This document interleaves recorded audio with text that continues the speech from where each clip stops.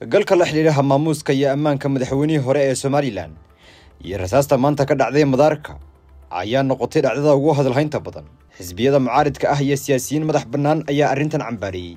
Sidoo kale qaybo ka mid ah duubka deegaanka madaxweyne Biixi iyo taageerayaashiisa ayaa arrintan si weyn uga cadhooday, kuwaas oo ku tilmaamay arrin ka sax oo lagula kacay madaxweynihii hore iyo isku daydil.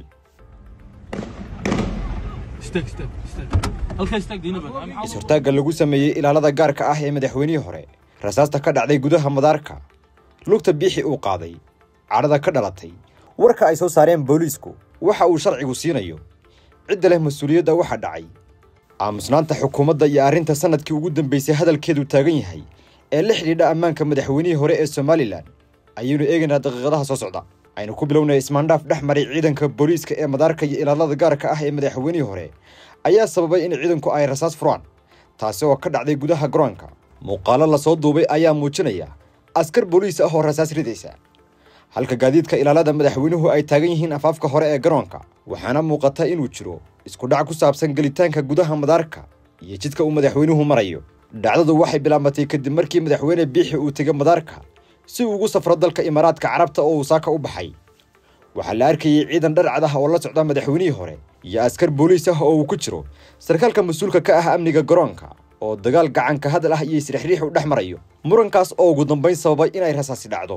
waxaana la arkayay mid ka mid ah gaadiidka ilaalada madaxweynaha oo u ruqaansaday dhanka gudaha garoonka iyadoo ay xiisadu taagan tahay. daqiiqada gudahood ayuu jawigu isu bedelay mid aad u kacsan, waxaana dhawaaqa rasaasta si aan caadi ahayn looga maqlayay agagaarka madaarka iyo xaafadaha ku dhow.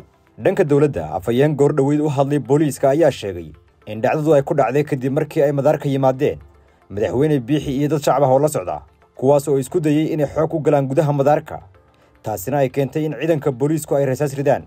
afhayeenku waxa uu intaasi ku daray in laba askari oo laba xabadood riday ay taliska booliisku tallaabo ka qaadeen, isla markaasina xabsiga loo taxaabay. wuxuu intaasi ku daray in madaxda qaranka soo martay ay leeyihiin maamuus uu dastuurku siinayo, iyagoo taasi ixtiraamayana ay dhammaan madaarada ku leeyihiin. afhayeenku sidoo kale waxa uu bulshada uga digay wararka la xidhiidha ammaanka iyo dhacdadan, isagoo xusay inay gacanta ku hayaan baadhitaan dheer oo soo bandhigaya waxa arrintan keenay iyo sida wax u dhaceen. xubno ka mid ah wafdiga madaxweynaha oo faahfaahin ka bixiyay dhacdada ayaa sheegay inay heleen tibaax sheegaysa in madaarka la dhigayo ciidamo tiro badan, taasina ay sababtay in laga tago xubno ay ahayd inay ka qayb galaan sagootinta madaxweynaha. xildhibaan Cabdinaasir Qodax oo ka hadlay dhacdadu siday u dhacday waxa uu sheegay in booliisku ay ku sameeyeen is-hortaag, isla markaasina ay ku wargeliyeen in la ogol yahay gaariga madaxweynaha oo keliya inuu gudaha u galo madaarka. kadibna madaxweyne hore Biixi uu ka soo degay isagoo halkaasi ka sameeyay inuu ka odayeeyo isku dhaca ilaalada iyo ciidanka booliiska. sida uu sheegay xildhibaanku, xogta muuqata ayaa muujinaysa in madaxweynihii hore iyo xubnihii la socday ay go'aansadeen inay gaadiidka ka tagaan oo ay lug ku galaan gudaha madaarka, halkaas oo la arkayay Biixi oo lugeynaya ilaa qaybta terminalka. waxaa intaasi dheer in wararku sheegayaan in laga hor istaagay inuu isticmaalo qaybta VIP-da oo ah halka ay ka dhoofaan madaxda iyo wufuudda heerka qaran. arrintan ayaa dhalisay falcelin aad u xoog badan oo ka imanaysa xisbiyada mucaaridka, siyaasiyiin madax bannaan, doobab dhaqan iyo taageerayaal badan oo u arkayay dhacdo xurmad darro ah iyo xadgudub ka dhan maamuuska madaxweynihii hore. xisbiyada mucaaridka ah ee ka haya kulmiye oo war-saxaafadeed soo saaray ayaa ku tilmaamay dhacdadan mid muujinaysa in la baalmaray xuquuqdii iyo xasaanaddii dastuurku uu siinayay madaxweynihii hore, iyaga oo dowladda ka dalbaday inay sharaxaad ka bixiso wixii dhacay. sidoo kale xogayaha madaxweynihii hore Mubaarak Tani ayaa ku eedeeyay xukuumadda inay is-hortaag ku samaysay safarka madaxweynaha, isaga oo dhacdada ku qeexay fal argagixiso oo u baahan jawaab degdeg ah. dhacdadan oo salka ku haysay hubka ilaaladu ay wateen iyo sida loo maareynayo gelitaanka madaarka ayaa noqotay mid taabanaysa arrimo sharci, maamuuska qaran ee madaxdii hore iyo nidaamka amniga ee madaarka, kuwaas oo dhammaantood dhaliyay weydiimo badan. xukuumadda Somaliland ayaa weli ka aamusan dhacdadan, iyadoo dadka qaar ay ku tilmaamayaan fal siyaasadeed. waxayna u muuqataa arrintani haddii aan si degdeg ah loo sharxin inay keeni karto in dhacdadu ay sii faafto, kana dhex dhaliso bulshada kala qaybsanaan iyo kacsanaan siyaasadeed, gaar ahaanna maadaama madaxweynihii hore ee Biixi uu leeyahay taageerayaal badan oo weli firfircoon. si guud, gaabiska ku saabsan wararka rasmiga ah ee dawladda, gaar ahaanna marka ay dhacaan arrimo siyaasadeed ama amni oo culus, ayaa ahaa mid habacsanaan badani ka muuqato sanadkii ay xukuumaddu jirtay. falanqayaal badan ayaa tilmaamaya in dib u dhacyada noocani ah ay abuurayaan jawi bulshada ka dhiga mid u nugul wararka aan rasmiga ahayn iyo xogaha iyo faallooyinka dhinaca keliya ka imanaya, kuwaas oo mararka qaarkood uga sii dari kara xaalado hore u kacsanaa.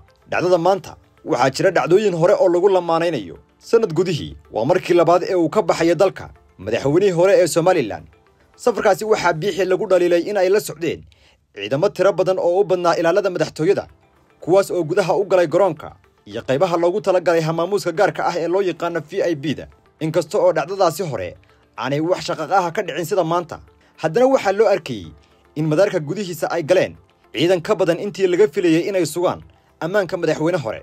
inkastoo aan si rasmi ah weli looga hadlin, haddana dhacdadii hore waxaa lala xidhiidhinayaa tan maanta, iyadoo ay suurtagal tahay in hay'adaha amnigu ay ka cabsadeen in xarad la mid ah taa hore ay soo noqoto, taas oo la odhan karo waa ta keentay in booliisku ay isku dayaan fatashka ilaalada biixi si loo hubiyo oo hoggaansanaanta xeerka amniga ee madaarka.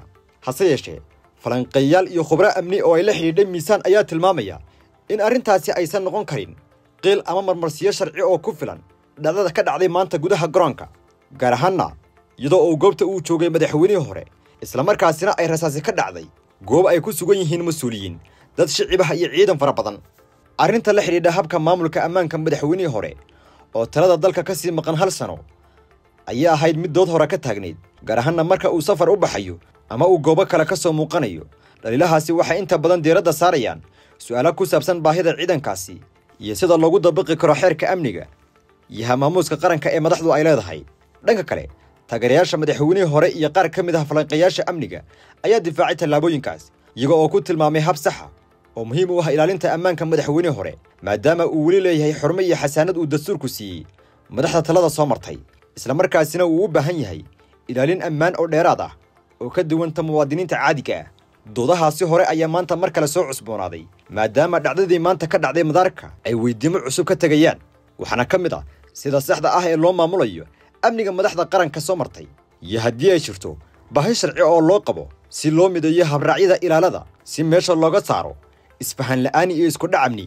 sidoo kale waxa ay dhalinaysaa in si cad loo qeexo siyaasadda amniga ee madaarada iyo hamaamuuska madaxda